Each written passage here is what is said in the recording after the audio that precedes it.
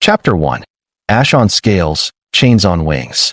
They found the dragon in the market that wasn't meant for sunlight, a canker of welded gantries and tarpaulins that turned noon into a fluorescent twilight smelling of metal and fear, and the human Ryan, ex-sapper, shipwright's son, and reluctant wanderer stood still while the crowd washed around him like solvent around a stubborn stain, because there are moments when the whole cacophonous machinery of a city stutters, a skipped gear and an ugly grind, and you become sharply aware of one particular sound rising from the clutter, the dry clink of chain against bone, the hoarse hiss of a throat that used to thunder. The dragon's scales were the color of extinguished coals, rimmed with chalky ash where acid manacles bit into her wrists and wing edges, and someone had smeared a dye across her crest to mark her as cull-breed, the slaver's term, as if destiny could be reduced to a chalk mark because she had laid female clutches 3 seasons in a row, and the consortium that owned her had decided females were a slower profit, a longer line on a ledger, and a catastrophe in the cult of instant margin. The barkers shouted numbers and euphemisms, docile, low flame, reliably breeder-marked, while the dragon pushed her muzzle toward a water trough and was yanked back by a handler with a prod that made a noise like ice snapping. And Ryan felt a pressure behind his sternum that was half memory and half fury, remembering the siege of Halver Station when a munitions team had tried to slap a deprecated sticker on a sentient shuttle just because its voiceware pitched higher than their appetite for listening. He had argued then, and he'd lost, and that shuttle had gone quiet in the scrapyard, windows filmed over like dead eyes. And he had learned a little too late what compromise cost when made with people who could not hear a plea as anything but noise. And so now, in this stink of solder and animal, he stepped forward not because he wanted a dragon, or because he was a hero, but because the world sometimes offers a sentence with a blank space where your name should go, and if you don't write it, someone else will write something worse. The auctioneer had the half-starved cheerfulness of a man who'd replaced a conscience with a gavel, a chromed baton that ticked bids into the air like tiny bullets.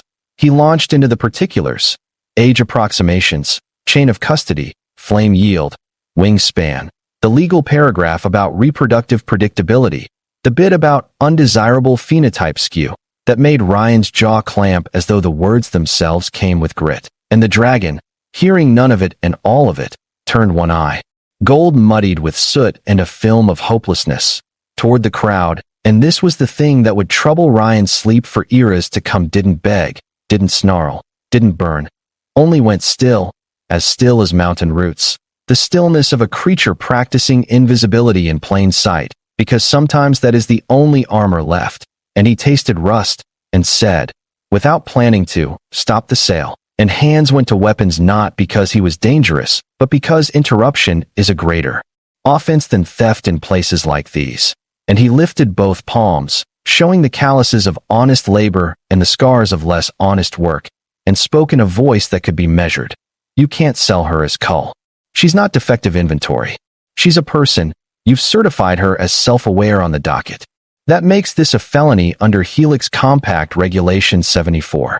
A laugh rolled around him like loose bolts in a drum, because the Helix Compact applied to ports with inspectors and flags, not to this off-book orbital market docked to a half-dead moon, whose silhouette looked like a broken tooth in the jaw of a planet.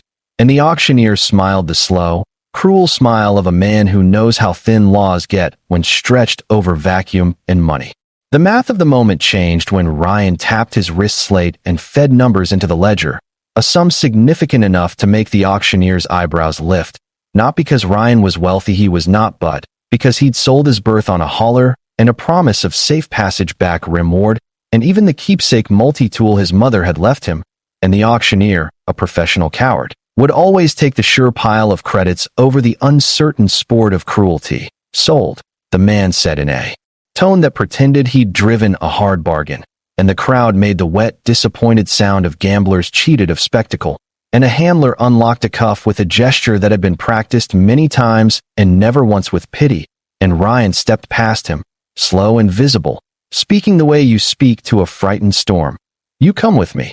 And the dragon's pupils narrowed to thread lines and flared again, a question and a warning and a threadbare hope flickering behind both, and he added, lower. No more hands will strike you. I swear it on the bones that made me.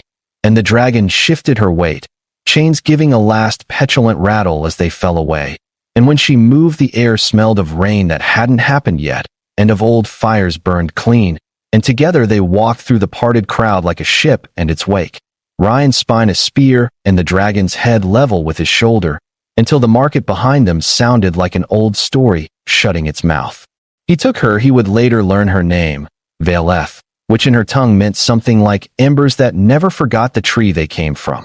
Through a side corridor where the station's skin showed, fractured windows patched with amber resin, utility pipes bandaged by wire, sternum bones of girders exposed like a skeleton refusing to stay buried.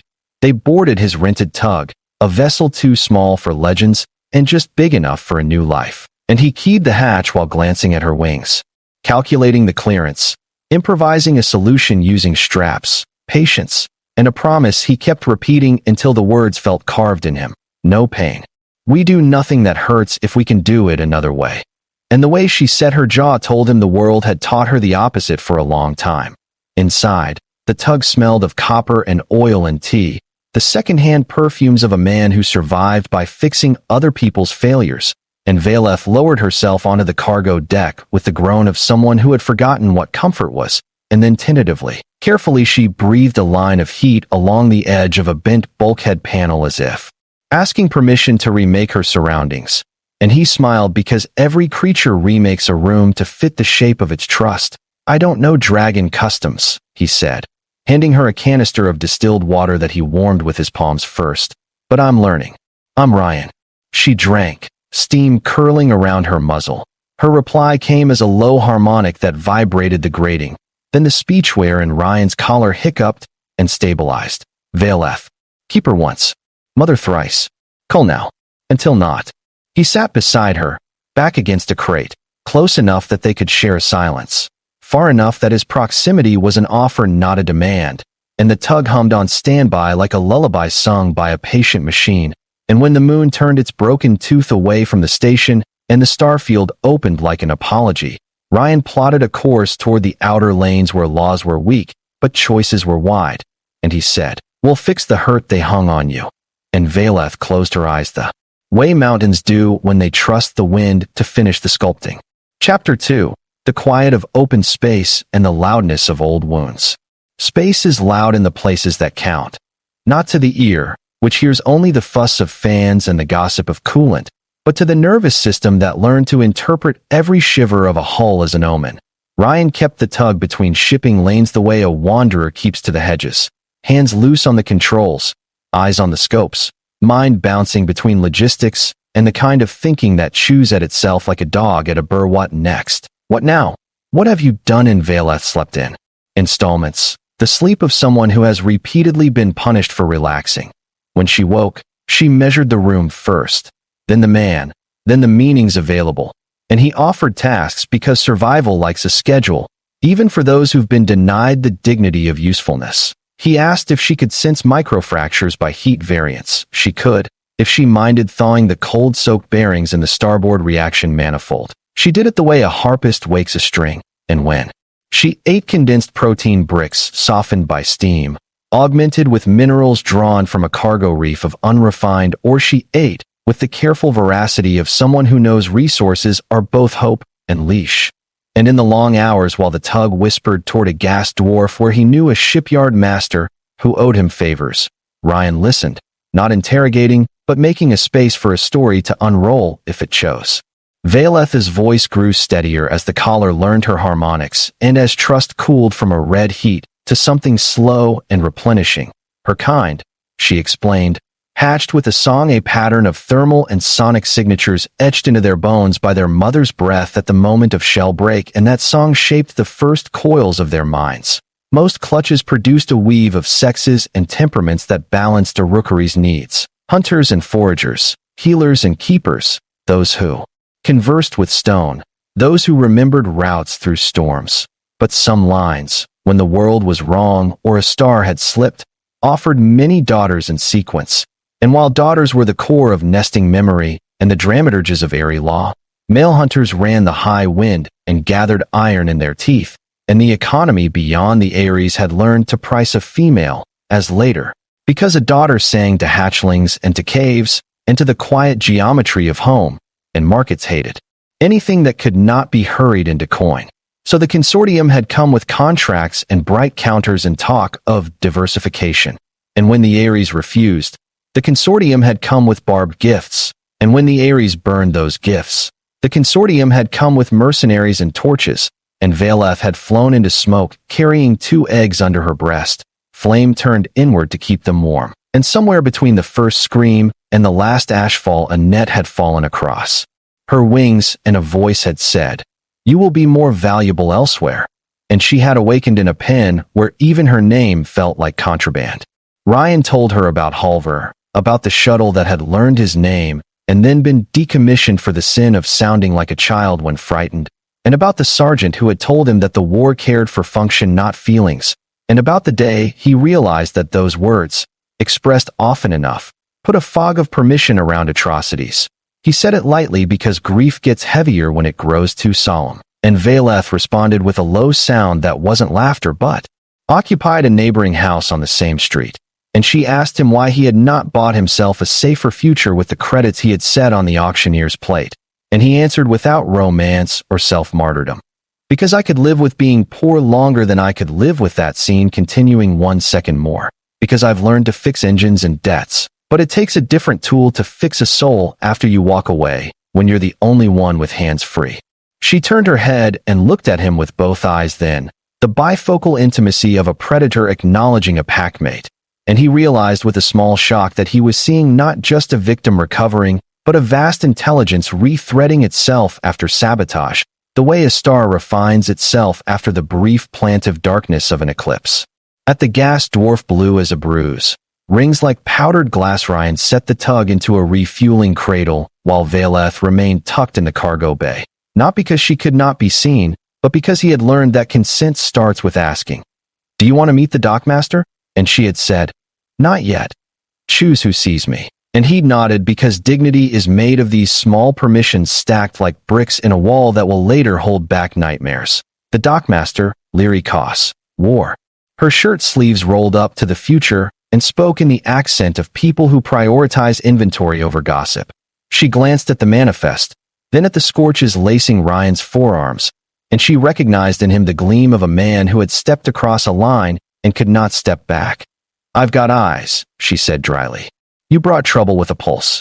You need hull resheathing, a legal sheath too. Lucky for you I sell both." He paid her with the last of his evident credits and an IOU pinned to his pride. And in exchange she ran interference when a patrol launched an automated scan that shivered his bulkheads and smelled like a warrant filed by a consortium with friends. Paperwork blossomed like shield lilies around his tug, half-true documents signed by prodigies of boredom and resignation. And Veilth breathed so soft that her flames sounded like silk across stone. That night measured by ship's chronometer and by the body's soft demand for rest. Ryan lay on his back on the deck beside Veilth's flank, the metal pleasantly warm from her core, and the talk turned practical. Where would they go where even rumor could not oil the hinges of a cage door? Who might help them because they believed in the right thing and not merely because they hated the wrong people? What to do about the consortium's claim that Veilth was reproductive capital they had, improved by restraining. And Veilth suggested something that made the hair lift on his arms. Return to the Ares with witnesses. Not with fire. With ledger and law and sky. It sounded impossible the way real solutions always do at first mention. But Ryan had done impossible with a welder and a prayer before, and this would simply be a different medium. They would find an advocate. They would gather affidavits from pilots and techs who had seen the auction docket sentience certification. They would carry those to an arbiter on some neutral ring, where Helix Compact statutes had teeth. And then this was the audacity: he would fly Veilth home, not by stealth but by parade, across the bright wide lanes of day, so that anyone who wished to contest the matter would have to do it in public where cowardice finds fewer shadows. Veilth listened, and a tremor passed through her wings that could have been fear or anticipation or both. She said softly, "I burned a path out of home carrying eggs. I do not know if Stone remembers me kindly. I do not know if the daughters will sing my name as trespass or return. But I know this. If I land again and all I bring is myself in chains cut away by a stranger's hand, I will have brought little. If I land again with the shape of a law around me, and a choir of witnesses, and a man who says, this is a person, I will have brought a possible future. Ryan thought of banners and of last stands, and of the quieter kind of courage that is paperwork cultivated like a garden until it feeds a city. He squeezed her foreclaw the way you clasp the hand of someone who has just decided to walk back into the mouth of a story and change the ending. And he said, then that's the course. And the navigation software plotted glowing arcs that looked like the ribs of a celestial whale. And somewhere beyond the blue curve of the gas dwarf, someone filed a report that would make trouble catch up to them. And somewhere closer, in the tug's dim belly, two beings began to believe that they were not alone. Chapter 3, Songs, Signatures, and the Cost of Being Seen. The arbiter they found sat behind a desk made from the skin of a meteor that had learned patience. Her name was Hanu Bray, and the room where she received them was transparent on four sides to the slow waltz of freighters docking and undocking like bees, as big as cathedrals. And when Veilth entered unmasked, unclaimed dockhands on catwalks paused mid-step with their toolboxes hanging from their fingers, and a hush spread outward like a peal of silence when a bell stops, and Ryan felt fear on his tongue because visibility is a currency that buys either protection or peril depending on who owns the market. Hanu Bray watched the ripples form and stilled them with a gesture, close opacities at level 3. And the glass smoked to privacy. She did not look amazed, not because a dragon in her office was ordinary, but because amazement is a blade you owe it to your visitors not to wield. She simply nodded at each of them. Then at the slate of documents Leary Koss had helped Ryan forge. From truths and signatures, and the stubborn lubricant of friends. The arbiter read quickly with the concentration of someone who has refused, every day for years, to become numb in order to survive her job, and when she looked up her eyes were tired and bright. A consortium docket lists Veilth as sentient, and then assigns her a breeding value with depreciation curves, she said, voice flat as a weight. Helix 74 applies on paper. We both know it rarely applies in practice this far out. But practice changes when someone brings me a case I can stack stones under. What followed would not make a good hollow for people who prefer their heroes with explosions. It was forms and verifications, and the dull shine of bureaucracy being heaved toward justice like a reluctant engine being persuaded to turn. Hanu Bray recorded Veilth's testimony, not as a confession but as a witness statement. Each word authenticated against physiological indicators that the law considered proof of veracity, and that Ryan suspected had less to do with truth and more to do with calibrations that favored human baselines. Veilth bore it with a serenity that cracked only when Hanu asked, gently, the eggs? And Veilth spoke of a smoky sky, and a lurch and a sound like a mountain weeping. And Ryan stared at the floor and counted backwards from a prime number large enough to hold the pain without spilling it into the room. The arbiter cross-referenced auction manifests, doc reports from the off-book station, and a few whispered files Leary had pushed her way containing. Names of handlers and the voice print of a man who had practiced rhetoric in front of a mirror until it sounded like policy. She drafted an injunction that would travel on a channel the consortium could not jam without admitting jurisdiction, and then she did something more radical than any of that. She stood, came around the desk, and bowed to Veilth at precisely the degree that rookery law prescribed for acknowledging a mother's status, because she had done her homework between their message. In this meeting, Veilth blinked, startled, then inclined her head in return, a small exchange that rewired the room. The consortium did not, of course, send thanks. They sent a complaint and a team with clean boots and dirtier orders. Men and women whose faces wore the absence of curiosity that makes atrocities function smoothly.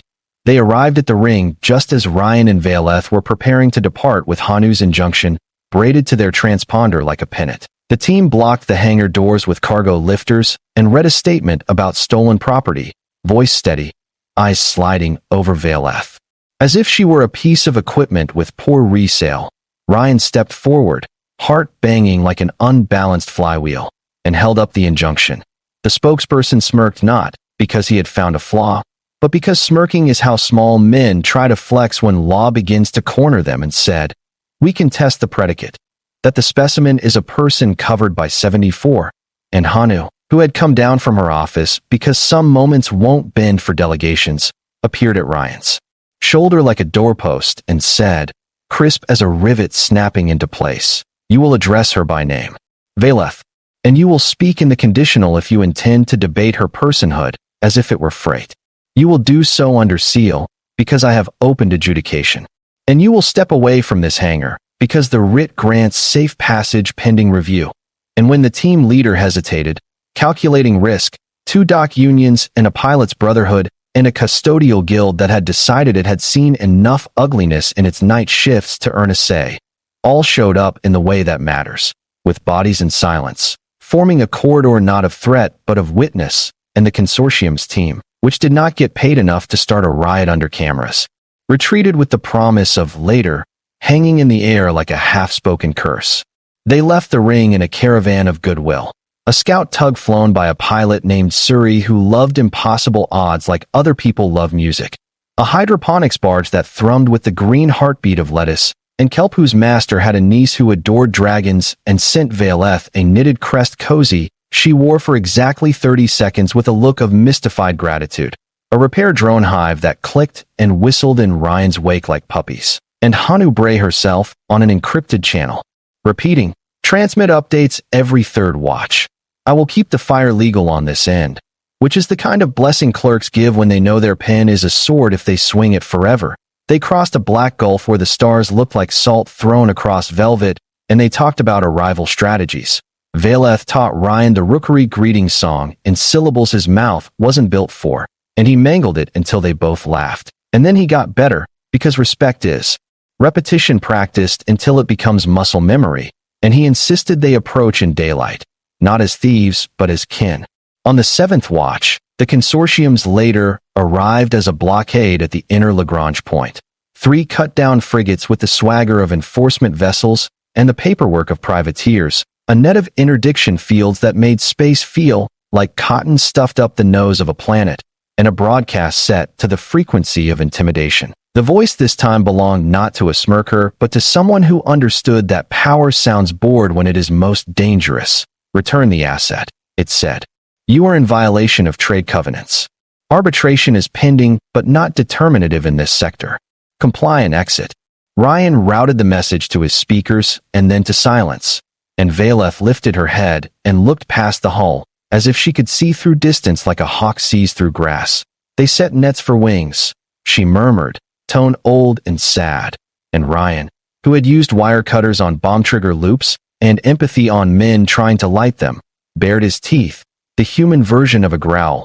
They could turn away and live smaller lives. They could run until their fuel and patience ran out. Or they could treat this like every other broken machine he had ever met, diagnose the stresses, respect the forces, and then find the point where one well-placed tool could make the whole thing reconfigure. The tool was truth, amplified and made unignorable. Ryan hailed every public channel and opened a cast, not to plead but to document. He streamed Veileth's name and Hanu's injunction and the auction docket with its obscene pairing of sentient and breeding value. He narrated calmly, voice steady as an engineer reading a checklist, how he had found her and what the law said and what the consortium was choosing to do anyway. And then he stood back and let the universe's better instincts, always latent and often shy, begin to stir. At first, only a scattering of vessels responded with pings of sympathy, which are nice and useless.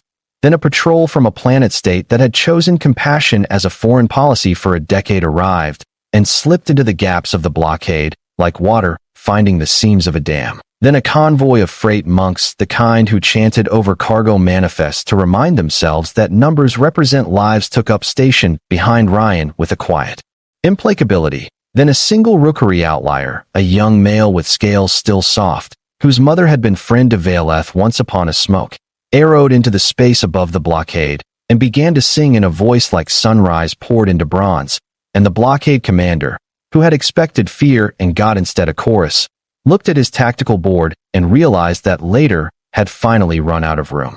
Chapter 4, Return, Reckoning, and the New Song. They breached the edge of rookery airspace under a sky the color of first metal being hammered, and Veileth's breath hitched in a way Ryan felt through the deck, a memory spasm of ash and of eggs that had not finished a song. The Ares lived on the vertebrae of a world's spine, a mountain range serrated like a king's ruined crown. And the rookery itself was carved into cliffs whose faces bore hundreds of wind-polished niches like the bowls of old hands. As they descended, banners unfurled. From stone colors that meant Kinlan's and Judy's, and one particular strip of woven night that meant, "We have not forgotten those who left carrying fire." Ryan set the tug down on a platform that felt like landing on the palm of a giant who had chosen not to close a fist, and the air smelled of iron rain and feathers warming in sun, and voices rose from the galleries, some in welcome, some in the careful non-committal tones of people waiting to see which direction honor would roll today. Veilth stood, all her heights made taller by the way she refused to shrink, and she glanced at Ryan for a beat, a question about whether he would walk beside her into the heart of her homecoming. And he did, because constancy is simply a sequence of yes answers you give when the easy choice is maybe later. The elders approached not as a wall, but as an argument shaped like a semicircle. Their crests were arrays of age, metal worked in, beads to represent decisions made and debts paid. And at their center stood Isha of the Blue Hollows, who had judged mating flights and border disputes for longer than Ryan had been alive.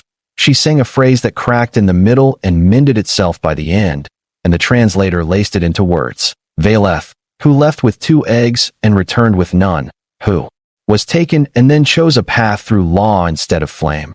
Why have you come? And who is this human whose scent is solder and stubbornness? What have you brought, child, beyond your shadow?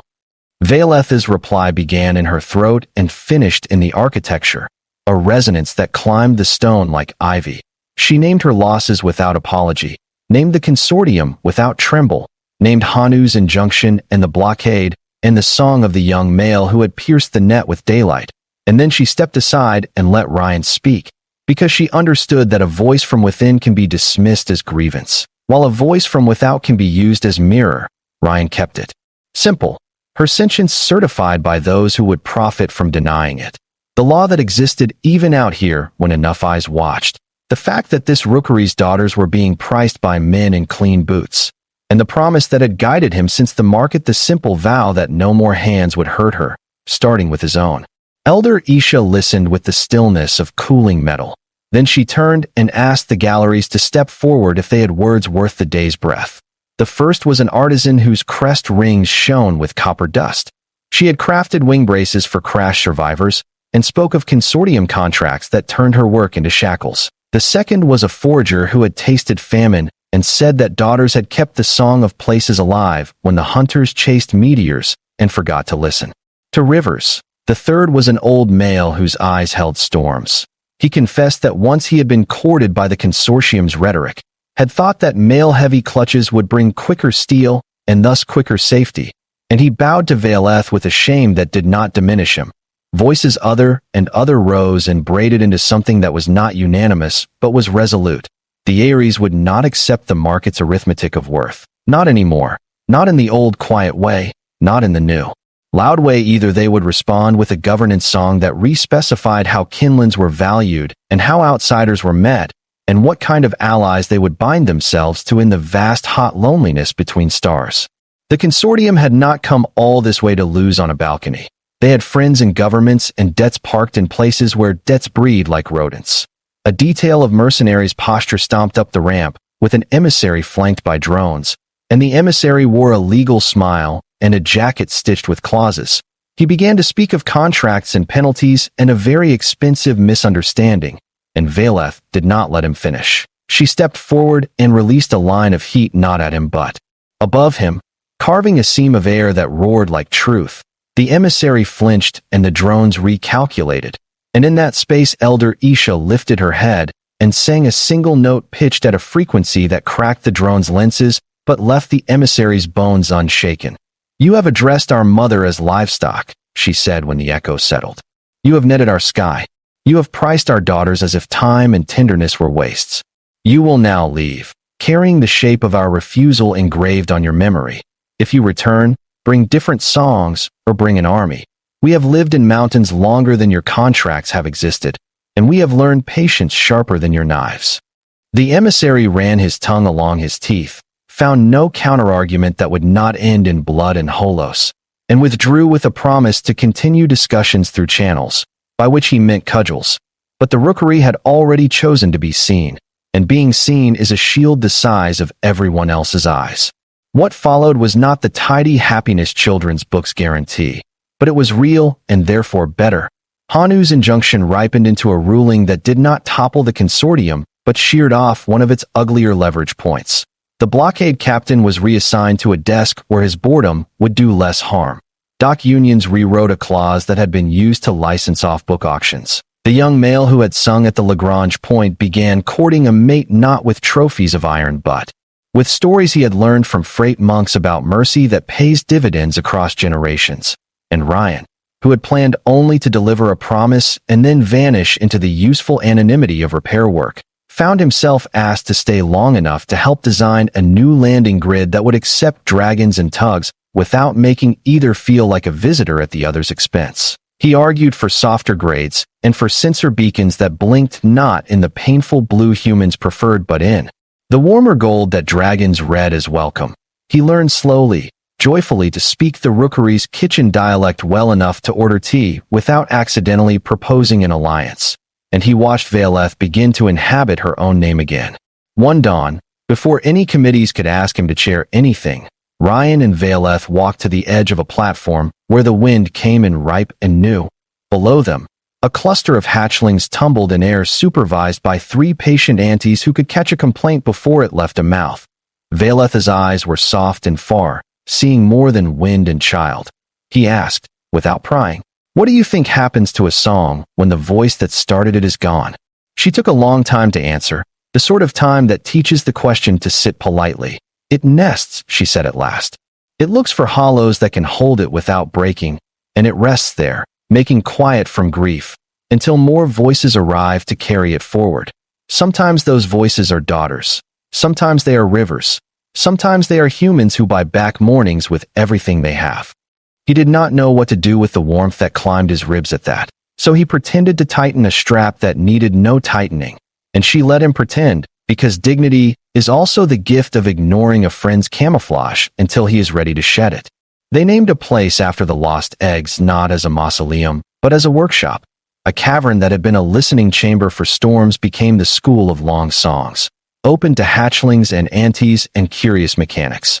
There they taught how law can be a cousin to fire if you feed it truth, how markets must be outsung rather than outfought when the enemy is a ledger, how allies come in funny shapes and with pockets full of bolts, how a promise spoken under dirty tarpaulins can topple a chain in sunlight. Veilth taught breath control, the subtle art of heating rock until it oozed into shapes that welcomed instead of warned, and Ryan taught gasket sense and how to read the mood of a machine by the note of its vibration, and together they taught a smaller, quieter lesson. That rescue is the beginning of a story, not its end. On the day he finally said aloud that he might leave because wanderers wander, and because staying out of obligation is only another kind of chain, Veilth walked with him to the tug. She wore a new crest ring hammered from a bit of consortium drone hull, a trophy transmuted into a promise. "You come with me," he had said once under a sky full of tarpaulins and threat. Now she said, "You go with me," and he frowned, understanding only on the second breath that she did not mean today, or even in miles. She meant with, as in alongside in the grammar in which acts echo. Wherever your hands make machines honest, the Ares will consider that a wing beat on our behalf, she clarified, amused by his face. Wherever I turn a hurt into heat for shaping, I will consider that a wrench in yours. That is with. That is enough. He laughed then, relieved and reluctant and grateful, and hugged scaled neck and armored cheek, and the cheek warmed just enough to feel like sunlight. He boarded the tug, and the rookery watched, and Elder Isha raised a claw with a benediction that translated poorly and perfectly as, "Let your paths make louder sense than your fears," and he lifted off, the landing grid lights pulsing gold like a heartbeat that did not belong to a machine anymore. He did not go far at first. He did a loop through places that had once sold the lives of sentience as inventory, and he found that the mere rumor of the rookery's refusal and the arbiter's pen and the convoy's chorus had already bent the posture of men in clean boots. A few markets had shuddered like mouths realizing what they were saying. A few had grown meaner and more secret, and he took their coordinates to Hanu with a note, "For when you have extra ink." And she wrote back, "I will never run out." And in between errands, he returned to the rookery to drink tea and to sit in the school of long songs listening to hatchlings attempting legalese and laughing at its angles. He learned to sleep without counting backwards from primes, and he learned that gratitude can be loud or silent, and both are heavy and light. And Veilth, mother thrice, keeper once, Cull never again did what survivors do when offered the luxury of more than surviving. She grew not larger but truer. She taught daughters how to turn away net makers with songs that caught the ears of bystanders. She counseled elders on the danger of believing themselves invulnerable just because they had been lucky. She forged alliances with freight monks and dock unions, and the planet state with compassion in its constitution.